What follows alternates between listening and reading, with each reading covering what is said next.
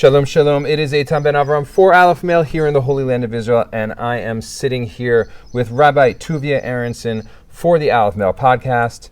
It is Rosh Chodesh Nisan, and Pesach is on its way, and I have just been feeling so disconnected in terms of my spiritual preparation for both Nisan and for Passover. I've been singing Passover songs with my kids as like a bidi eved, way to like psych myself, but I haven't really read anything. I haven't really listened to anything. And Rabbi Tuvia is one of my rabbis. He's like an actual God man. Like there's some people who are policemen, and there's some people who are firemen, and Rabbi Tuvia is a God man. That is actually what his life is about. He's not just a Jewish lawyer.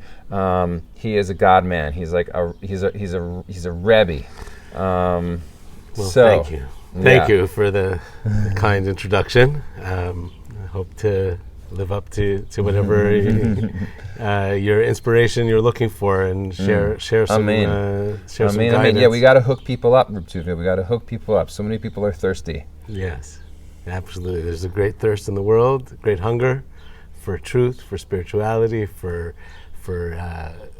also how to bring the spirituality and the truth into everyday life. That's such a challenge for a lot of people. They live fragmented lives. They have, their spiritual path and structure and growth goes in one way, and their personal life, family life is over here.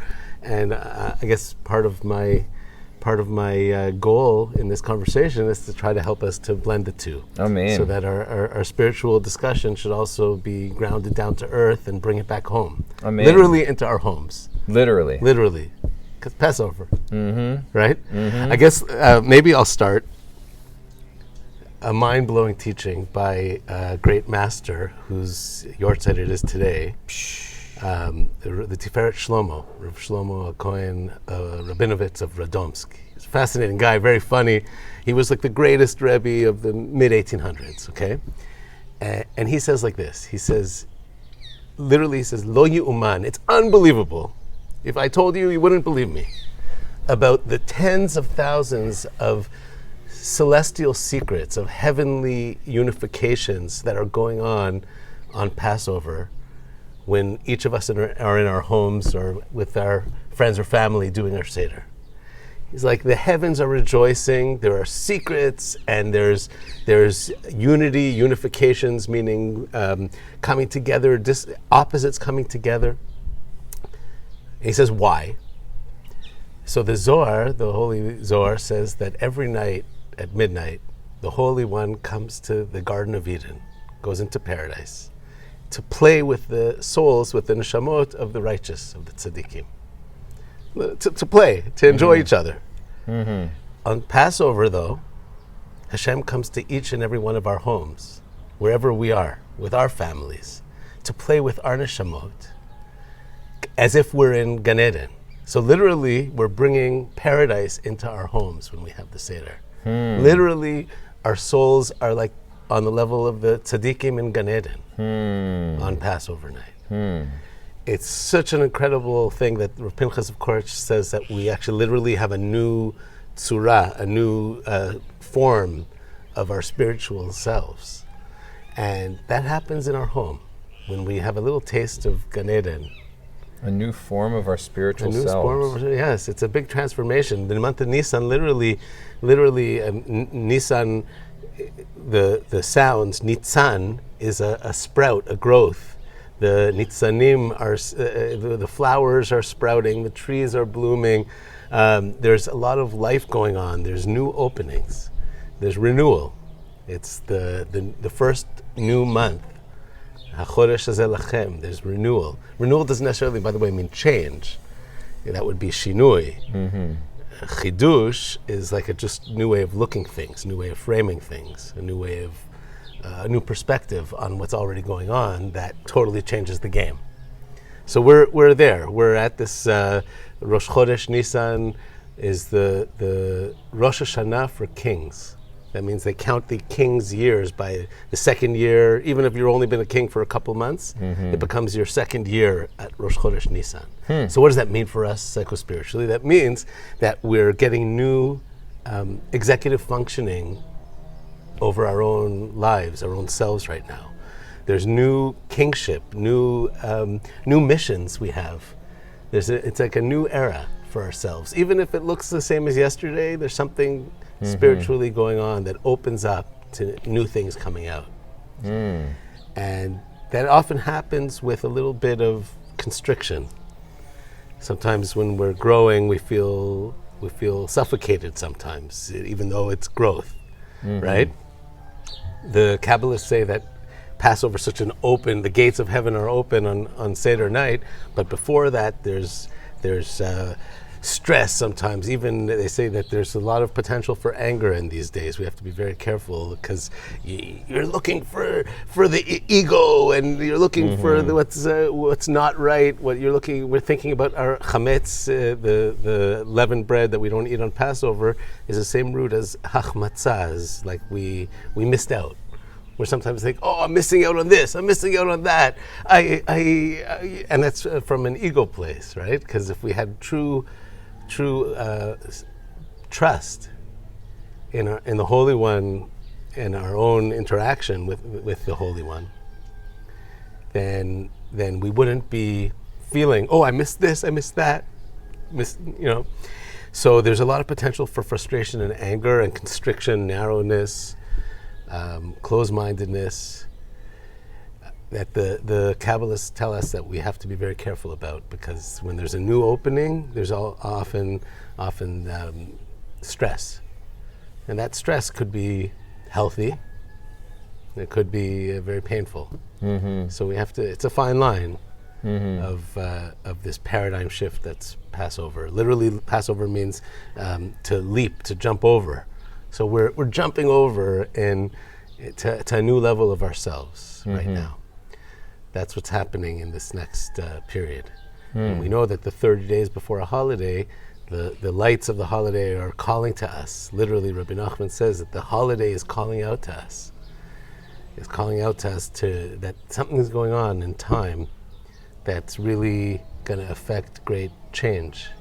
Even if everything will look the same the day after, we're going to be new entities, new people, have new Torahs, have new parenting approaches. Passover.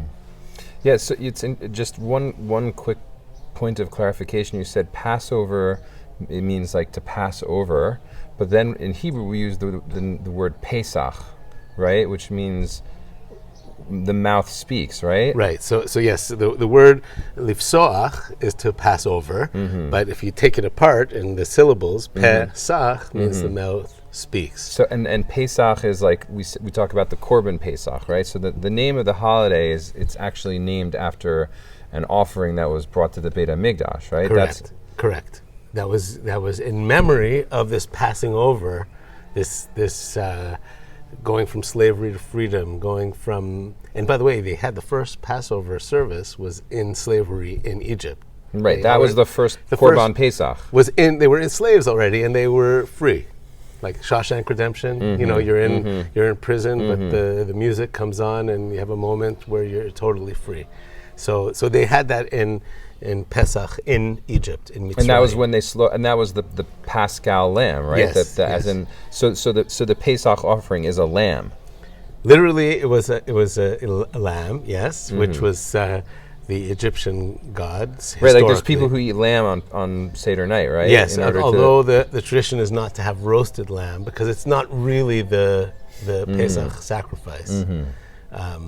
There's some who will have it for lunch the next day, just maybe have a shank bone on the table.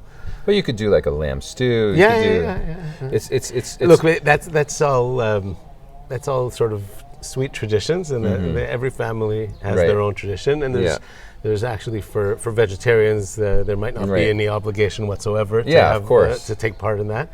And certainly when we go shopping for lamb, we shouldn't say this is brought down in the the Jewish legal tradition, we shouldn't say this is for Pesach, because that's how they used to do that for the sacrifice. For the Korban Pesach. Yes.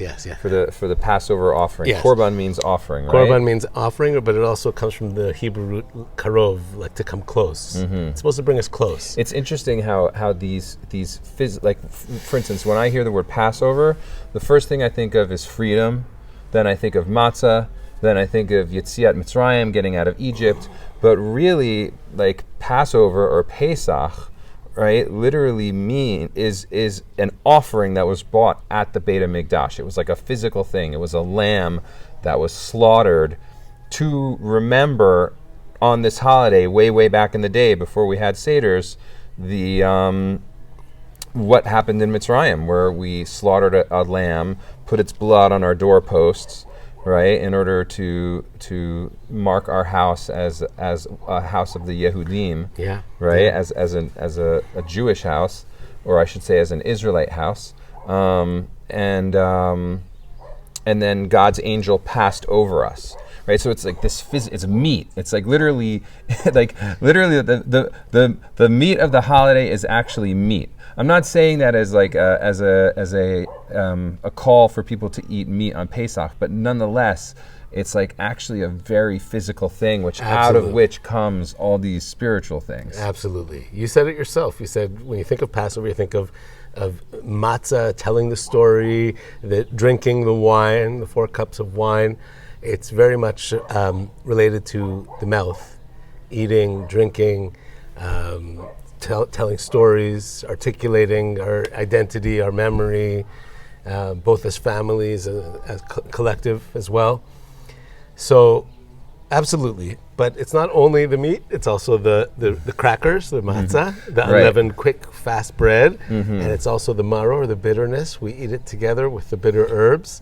Our happiness is not complete if we're oblivious and ignoring our traumas and the difficulties in life, our brokenheartedness. But so let's drill down into that, because there's going to be a lot of teachings about freedom, inner freedom, outer freedom. You know, that's generally also where I want to go, because it's like so core to, I think, the human experience is this feeling of constriction, and how do we liberate ourselves? How are we emancipated? Which is why the story of Yetziat Mitzrayim is so powerful. But nonetheless, really, like if you read the Haggadah, like the way that you actually fulfill, and correct me if I'm wrong, like the way that you fulfill the obligations of the Passover holiday is you have to acknowledge Pesach, meaning the Korban Pesach, Matzah and Maror. Those are the 3 things that like are actually really, it's sort of like hearing the shofar on Rosh Hashanah, or shaking the lulav and etrog on Sukkot and dwelling in a sukkah. Like the actual thing You're right. that you need to do to fulfill the mitzvahs of Passover is to acknowledge Pesach, Matzah, and Maror. Pesach meaning, in this case, we have the Seder plate and we have or not the Seder plate, but we have like a bone that represents the Korban Pesach, because clearly we can't bring a Korban. B'ezrat Hashem, we will be able to. And then the Matzah and the Maror, which are also on the table. Like that's it. Those are actually the 3 things, right? Like Correct. So when we think about them and how are they related to freedom is your and question. Also and what are they? Like why what's going on here? Okay, so Pesach, the Korban Pesach, is you said yourself originally was a lamb offering or sheep. The sheep represents, according to the Hasidic tradition, there's a few different opinions. One opinion is that the sheep represent groupthink and following the flock, going along with everybody. So you're slaughtering the groupthink. Essentially, that's one approach. That's one approach. Do you remember? Do you know who what? Can you attach a source to that? It's just so awesome. I remember hearing it, I think, from Reb Chaim Cohen, the Chalban. Okay. It was a blessed memory. I remember hearing that. There's another opinion that I think I've seen in Rav Yitzchak Meir Morgenstern's works, one of the greats of our generation, where he says that sheep represents chutzpah. They have chutzpah, whereas cattle. It's also in the parsha when we talk about the in this week's parsha Vayikra. There's cattle offerings, there's sheep offerings. So cattle, shore is like feeling big, feeling great, and the sheep is element of our chutzpah, which I guess would be best translated as our aggressive rudeness or something like that, right? So that's the tikkun for that. The fact that it has to be, you said on the Seder plate, we keep a bone to remember this offering. The Pesach offering had 14 different laws to it, and without going into all of them, one of them is that the bone shouldn't be broken. It should be offered complete. And I've seen in the holy books that means that we have to feel our faith in our bones on Pesach night, literally in our atzamot, in our essence, our bones.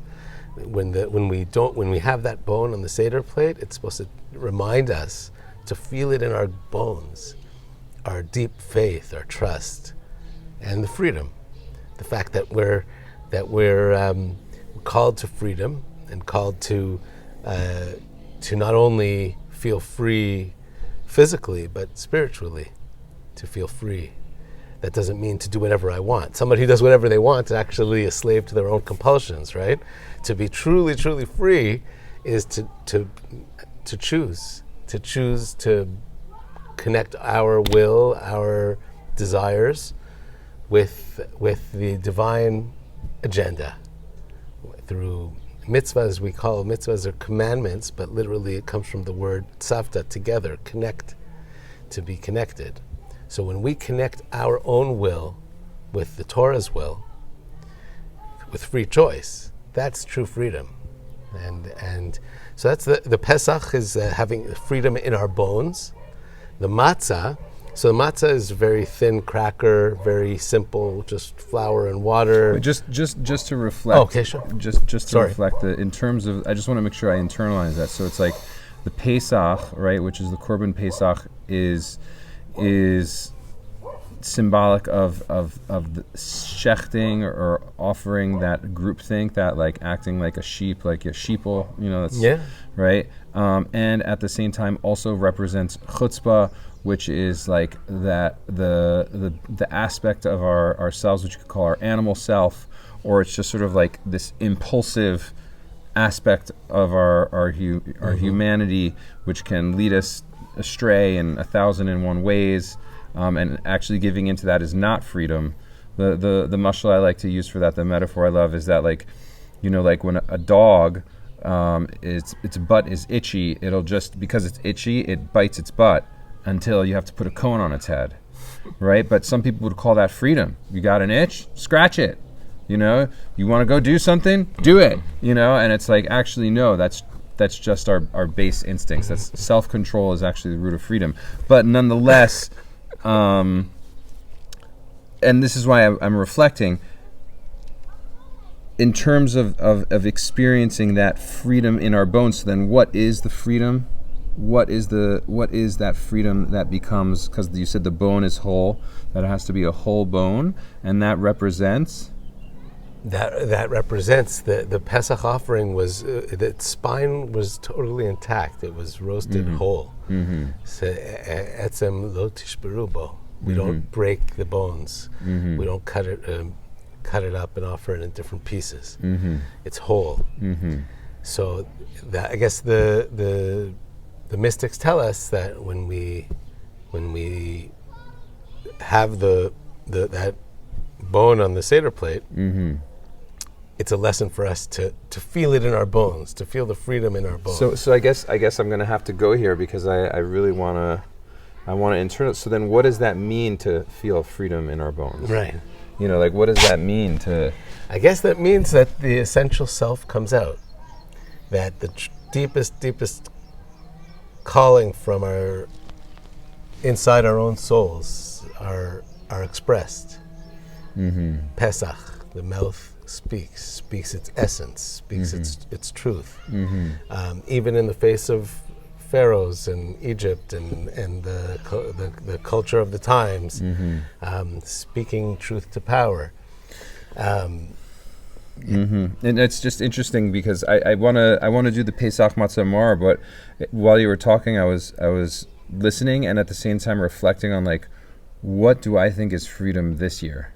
And as much as it's Pesach and like speaking truth to power, where I'm coming to just over the past few weeks in terms of my own journey is freedom is actually listening. And it's actually freedom from needing to speak, meaning a compulsive need to insert myself, a compulsive need to have to like use words in order to create security by knowing where everybody's at and kind of like managing people / managing people's emotions by talking to them, fixing them, rescuing them with my words, etc., etc. But it's from inside me. It's like, I feel this need. Are you all right? Are you okay? How are you doing? Where are you at? No. Let's go into it. And actually underneath it is like a certain level of insecurity. And so I'm thinking like I've just been learning more and more, in terms of having now a wife and kids and just always being in the presence of other people, that actually sometimes I can just listen. I can just like listen to the room. I can like listen to the silence. Like I don't have to respond to what my wife is saying. Like, there's that video, It's Not About the Nail, where it's like I'm not going to get into it, but basically the husband just needs to listen. There's a woman with a nail in the middle of her forehead, and she's talking about how she has a headache, and and he's like, but there's a nail in the middle of your. She's like, but it's not about the nail. Like she just wants him to listen, just listen, like, well, you, but there's a thing in your forehead, so it's like I'm learning that actually it's not like a going through the motions listening. It's actually like a surrendering listening. It's like, wow, Hashem, I don't have to try to manage the universe with my mouth. Like I don't have to speak and bring the world into being. I can just listen. I can just listen to everything and be here without having to try to control something.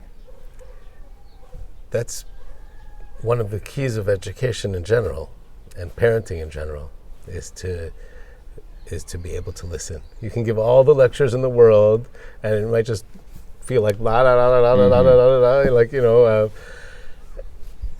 that sometimes the greatest teaching is listening, and you really be able to hear what's being said and what's under the surface, what's the essence,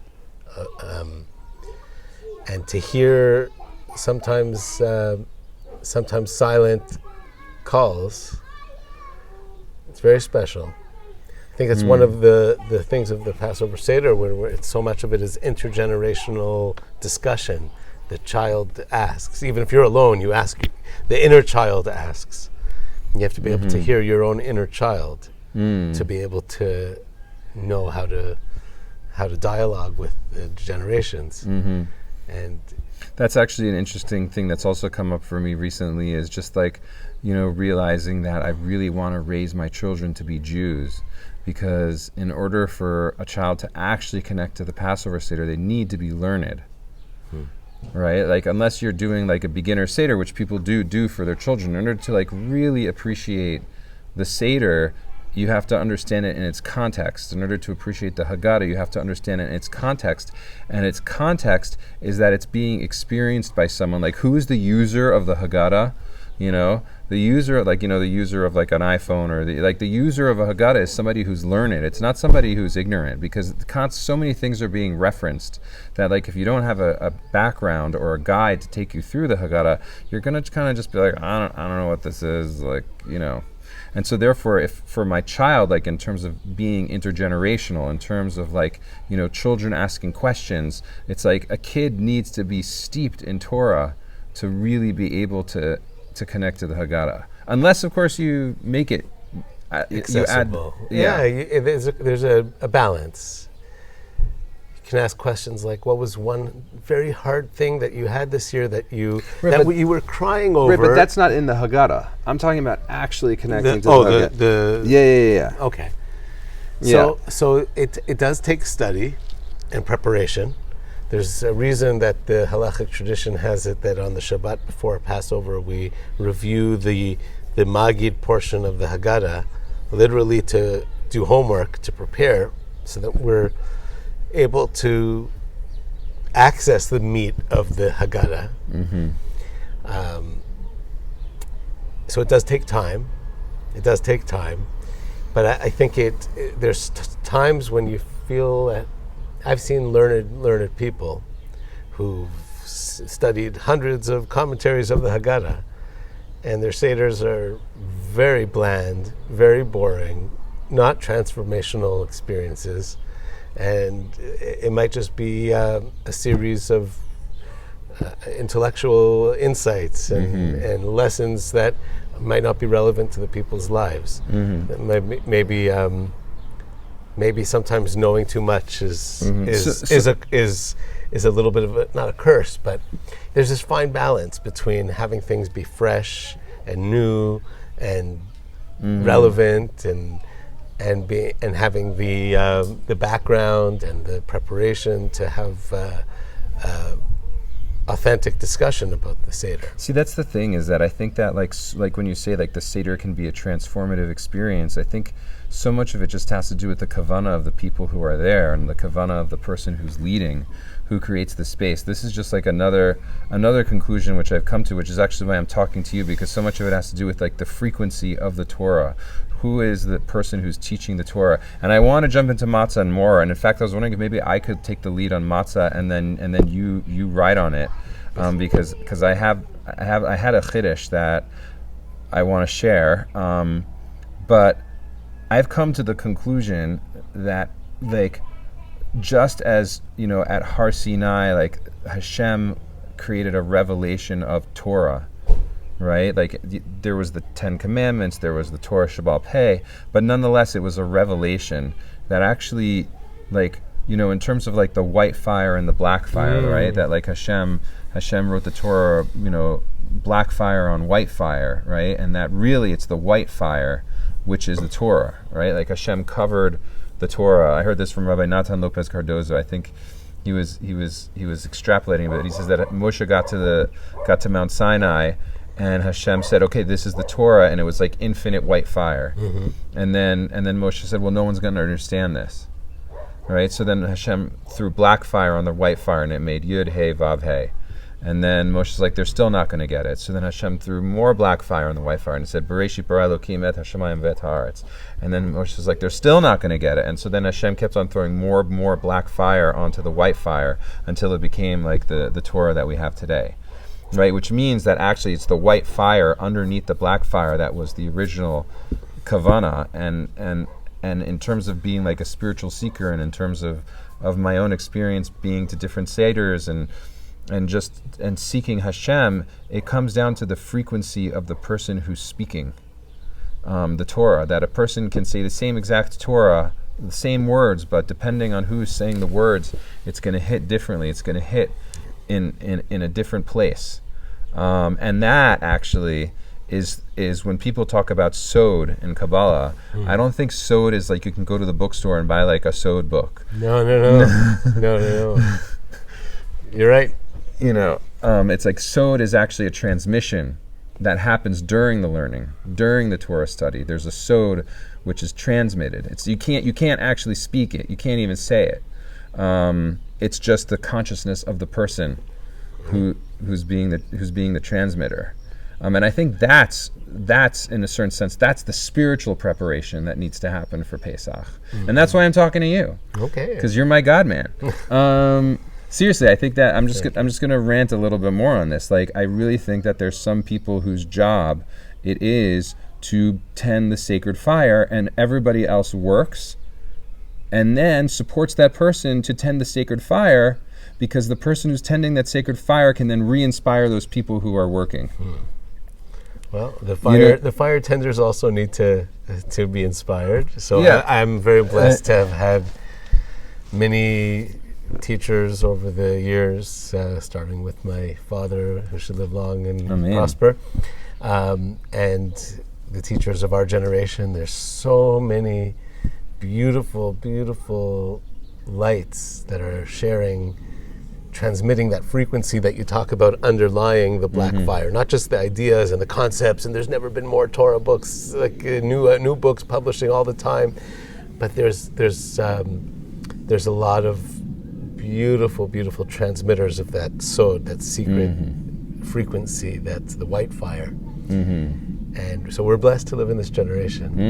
And I guess it's a sacred privilege, a little bit awesome, like awesome, to be able to do that for some people. I guess the busiest time of my year is the next couple of weeks. Like before Pesach, I get so many calls, both sometimes it's little halachic legal questions, and sometimes it's big life questions. I'm getting literally right before you came, I got like such a powerful, deep question that afterwards I'm going to have to devote some good time to trying to help these people, and I guess that's my role. When I was, can I get a little personal? Yeah.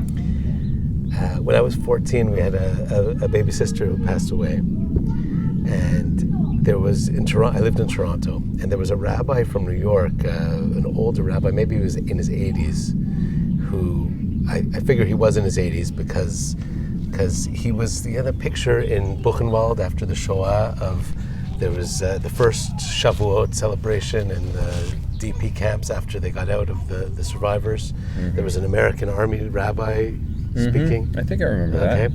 Anyway, so he was in Toronto randomly that day when we were sitting Shiva. And he came because he was a childhood friend of my grandmother who had passed away a few years before that.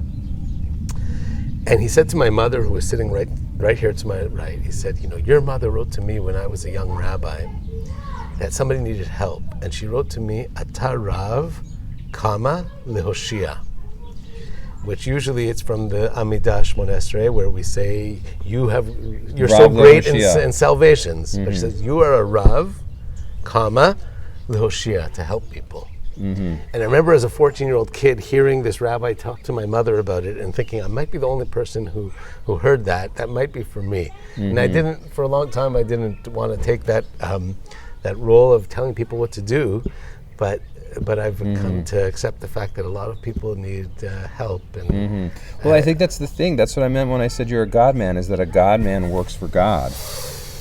Yeah. Right. So I try, and I hope I'm at least. Thank you for sharing that. Yeah. That you feel it, and I have to work on it continuously. Yeah, continuously, and become re-inspired by our tradition and the master. So I'm going to tell you something that inspired me in terms of the matzah, right? Okay, so we have Pesach, Matzah and Maror. So in terms of matzah, matzah is the border bread, right? Matzah is the bread. Let's just wait for that plane to pass over. No pun intended. So matzah is the border bread. Matzah is the bread that we took out with us out of Mitzrayim, crossing out of the border of Mitzrayim. It happened, we baked it on the night before we left, right? So that's like a gavul, right? A gavul in time. Yeah. And also there's all of the teachings about how matzah is not puffed up like chametz, right? There's so many different mashalim that like chametz represents the ego, the puffed upness represents the ego, all the added ingredients, all the special effects, all the filters, all the things that we do to try to make ourselves appear more than what we are, and that matzah is just the truth, it's just bread and water, that's it. But what hit me, is that actually it is when Joshua is crossing into the land, right, that Am Yisrael brings the Korban Pesach before crossing into the land, and then the manna stops. Right? So it's like for 40 years in the desert, Am Yisrael was eating manna, which is this super, super spiritual food.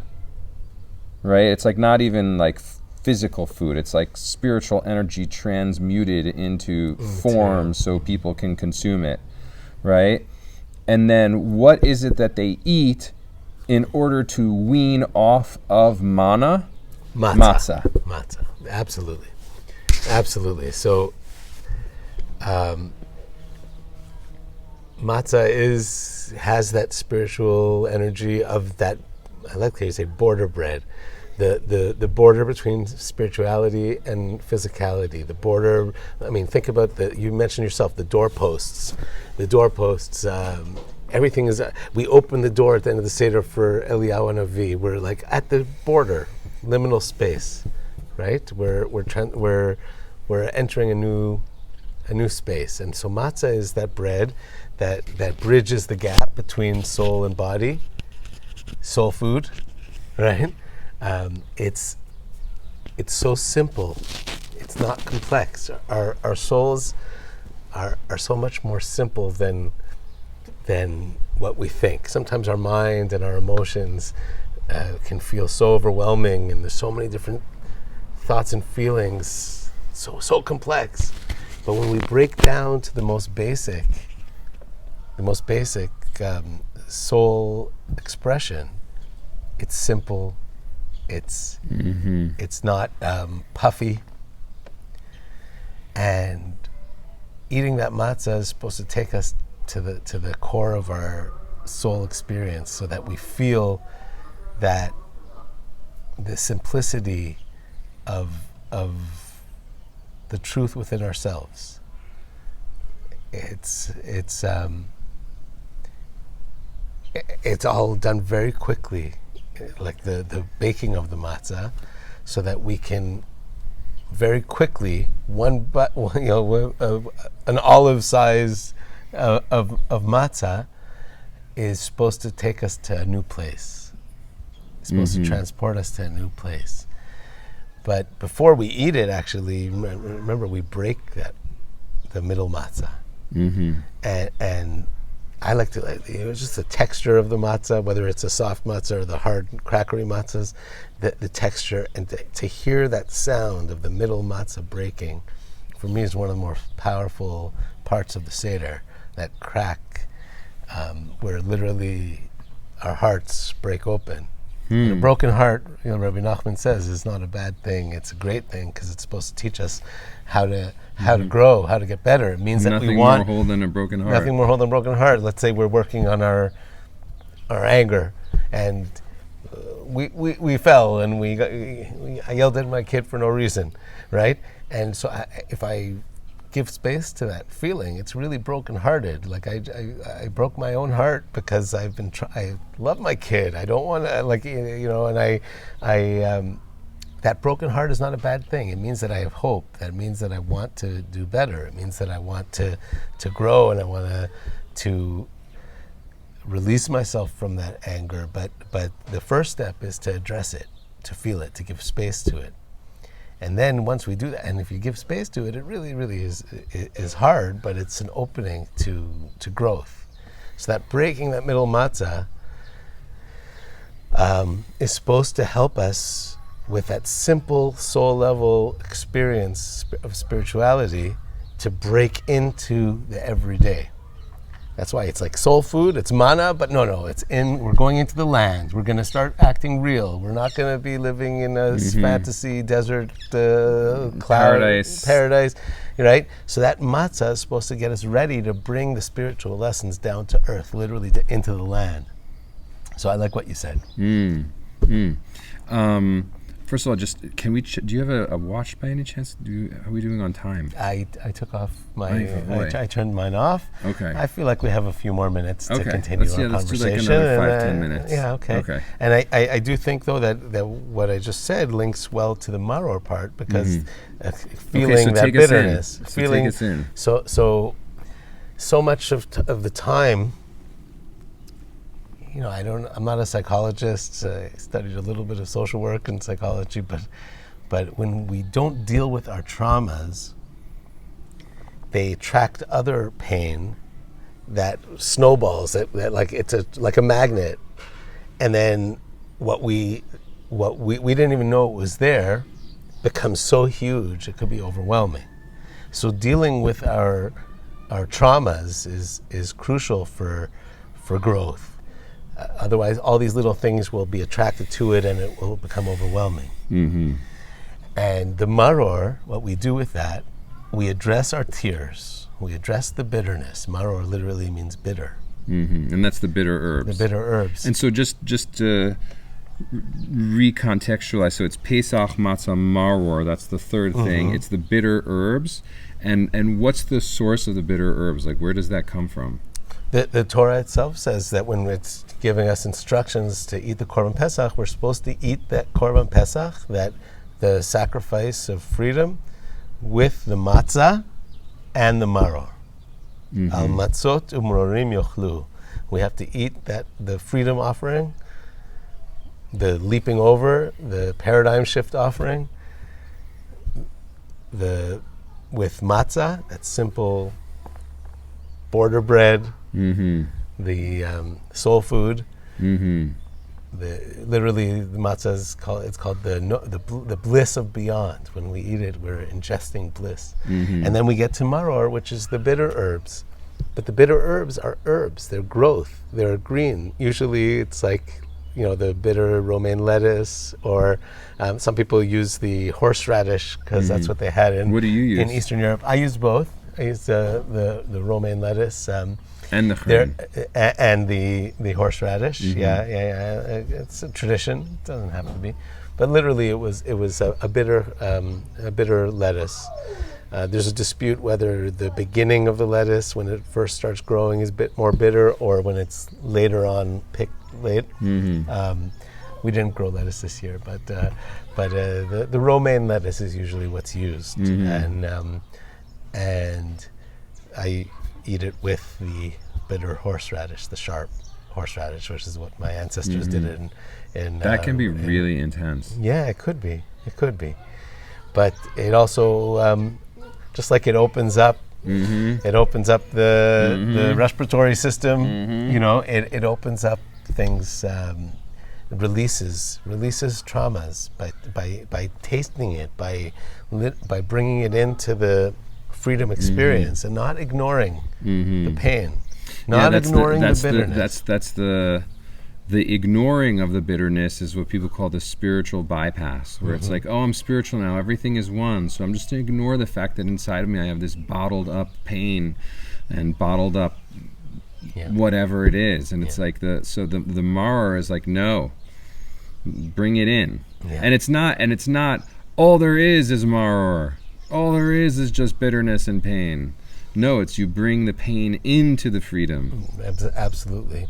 And my teacher, Rabbi Chaim Cohen, taught us that the marors, we get new consciousness when we have the maror. New da'at. New da'at of what? New da'at, new consciousness. But what kind of consciousness? Well, it means that sometimes da'at, consciousness, is connected consciousness, how we connect with others, with ourselves, mind and heart, how we connect to our inner worlds and the outside worlds.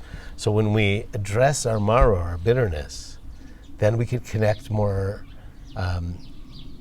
truly, more wholly, completely, with our loved ones, with Hashem, with ourselves. And we bring that bitter into our freedom. That means that everything that happened to us is also for a blessing. And having a national birth story that we were slaves, we were suffering, is supposed to give us the ability to see other people suffering in the world and uplift other people and try to bring the matrix of freedom. Rabbi Sachs called it the matrix of freedom, to bring it to the world. That this is our core story. And for each and every one of us, it's our core story to bring the challenges that we've had and connect it with our feelings of freedom and choosing to be on this journey. And that uplifts us, that lifts us over, passes us over to a new level. So we should all be blessed. You should be blessed. Your family should be blessed to experience the incredible light of freedom, of Pesach, that's so rich and is really, it's so big, the sages say, that we lose that light right after Pesach, and then we have to work step by step till we get to Shavuot through the Omer, counting of the Omer process, to regain those pieces of light from the Seder that was just so explosive that we have to integrate it. It takes us 50 days of step-by-step gradual growth. And until we hit Shavuot. Until we hit Shavuot and receive the deepest Torah of our lives. And Amen. So we should be blessed. You should be blessed. Your family should be blessed. Anybody who's listening to this should be blessed to have a Pesach that's so redeeming, so redemptive. Amen. Amen. May Hashem bless us to feel our freedom in our bones, because we know that Hashem is with us and stronger than any Pharaoh. And that we are able to eat that bread of freedom, that border bread, and that even while we're in that state of bliss, that we are able to hold all the pain and all the bitterness, and that it's all one beautiful sandwich. Amen. Amen. Amen. Thanks. Awesome, Thanks man. for the talk. Thank really you. Appreciate it. Yeah, thank you, coming Rabbi to Tuvia. it. And if people want to learn more about, in terms of if there's places where they can access you, how would people get in touch with you if they wanted to come learn Torah with you? Working on it. On it. For now, they could be in touch directly, but hopefully we'll. Okay, like Facebook. I'm not so active on social media Is there right an now. email address? Yeah, Tuvia Aaronson at Gmail. Okay. And there's hopefully going to be social media stuff coming out. Bless me that. Cool. Amen. May Hashem bless you with that success. any of the barriers that they just be released, and but people can find me if they want. Okay. I'm sure people can find me if Good. they want. Okay. Thank you, Rabbi Tuvia.